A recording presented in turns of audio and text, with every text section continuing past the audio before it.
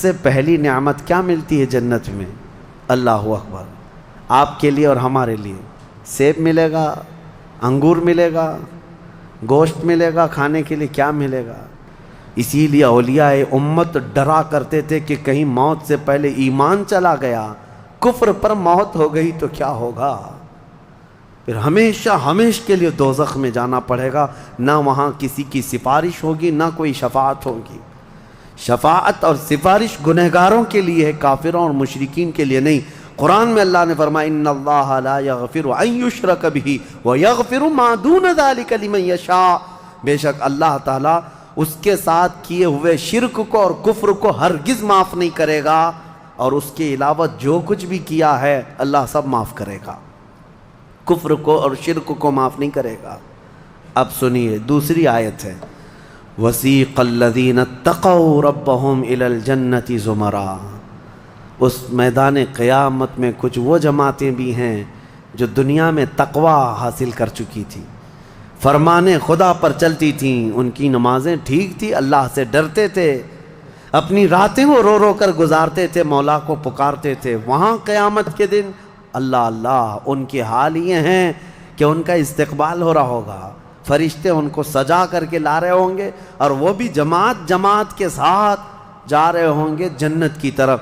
تو جیسی وہ پہنچیں گے فتحت ابوابها، قرآن میں ہے 7 دروازے جنت کے ان کے لیے کھول دیے جائیں گے۔ یہ پرہیزگار لوگ ہیں، یہ تقوی والے لوگ ہیں۔ جیسے ہی جنت کے دروازے کھلیں گے وقال لهم خزنتها، وہاں پر بھی دربان ہے ایک، جنت کے دروازوں کا دربان وہ حضرت رضوان ہے علیہ السلام، وہ فرشتہ وہاں پر ہے، جنت کے دربان ہے۔ جیسے ہی یہ جماعتیں قریب پہنچیں گی دروازوں کے، کیا کہے گا دربان جنت؟ وقال لهم خزنتها سلام علیکم طبتم، مبارک ہو، اللہ کی سلامتی ہو تم کو۔ یہ جو ہم سلام کرتے ہیں نا السلام علیکم، یہ جنتی سلام ہے۔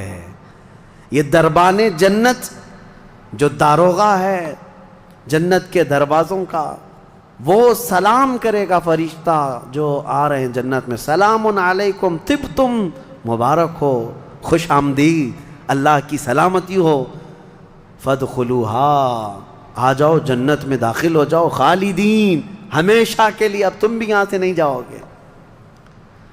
اب ہمارے اس چھوٹی سی زندگی میں بتاؤ میرے عزیزوں، اب اندر جیسے ہی جنتی داخل ہوتے ہیں، کیسے سب سے پہلی نعمت کیا ملتی ہے جنت میں؟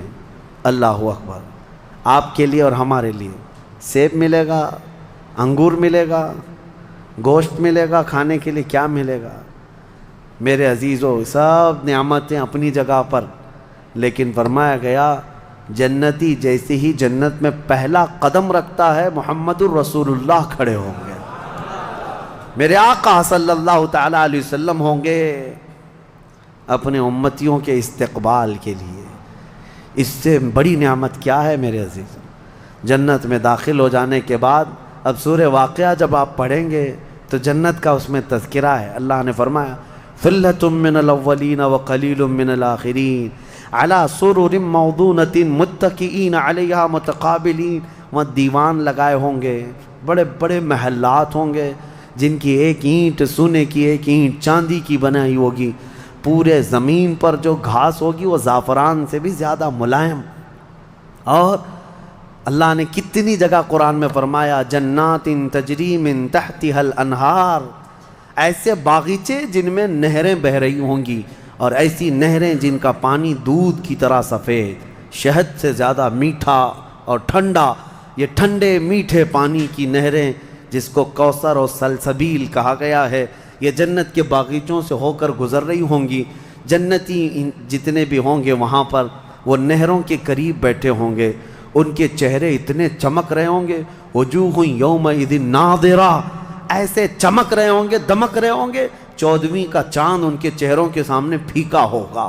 یہ جنتیوں کے چہرے ہوں گے، اور وہ اپنے جب جنتی محل میں جائیں گے، ایک محل سامنے ہوگا، دوسرا محل ادھر ہوگا، آمنے سامنے جنتی باتیں کرتے ہوئے بیٹھیں گے۔ یہ قرآن پاک میں اللہ نے فرمایا ان کی خدمت کے لیے غلمان، لڑکے بھی ہوں گے، حوران جنت وہ جنتیوں کی خدمت کے لیے ان کی بیویاں وہاں پر بنائی جائیں گی، وہ اتنی حسین و جمیل خوبصورت ہیں کہ جنتی کے لیے آج تک نہ ویسی خوبصورتی یا حسن دنیا میں کسی نے سنا ہے نہ دیکھا۔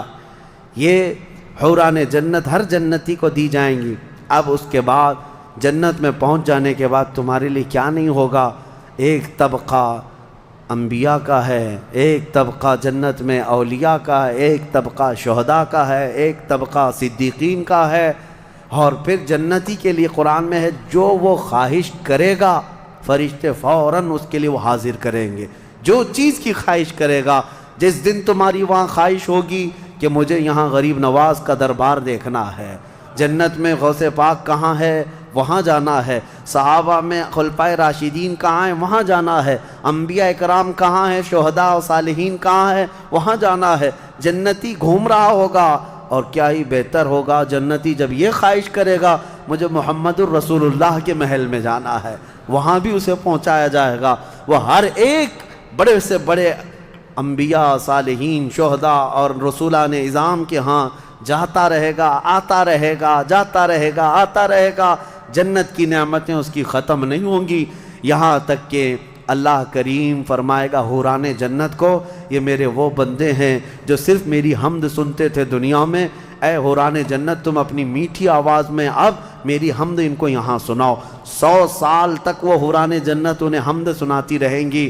پھر جنتیوں سے اللہ پوچھے گا پیٹ بھر گیا؟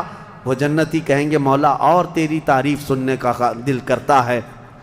داؤد علیہ السلام جن کی آواز میں بڑی مٹھاس تھی، رب تعالیٰ فرمائے گا اے میرے داؤد خلیفۃ اللہ، آؤ ان جنتیوں کو اپنی سریلی آواز میں میری حمد سناؤ۔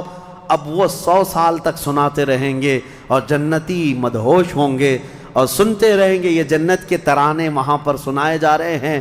اس کے بعد پھر رب تعالیٰ فرمائے گا اب تم سیراب ہو گئے کہ داؤد علیہ السلام کی زبان سے تو چڑیاں بھی سننے کے لیے کھڑی ہو جاتی تھی، پرندے بھی ہوا میں رک جاتے تھے۔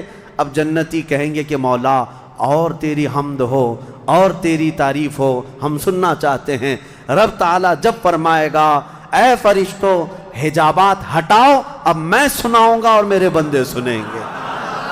اب یہ جنت کی سب سے بڑی نعمت وجوہ یومئذ ناظرہ الی ربہا ناظرہ، مولا فرماتا ہے چہرے چمک رہے ہوں گے اس بات کے لیے کہ بغیر حجاب کے وہ اپنے اللہ کو دیکھ رہے ہوں گے۔ اس سے بڑی نعمت جنتی کو کچھ نہیں ہے کہ مولا کریم حجابات ہٹا دے گا، جس کے تم یہاں سجدے کرتے ہو، جس سے تم گڑ گڑا کر مانگتے ہو، وہ مولا جنت میں پردے ہٹا دے گا۔ اور فرمایا گیا جنت کی سب سے بڑی نعمت دیدار الہی ہے۔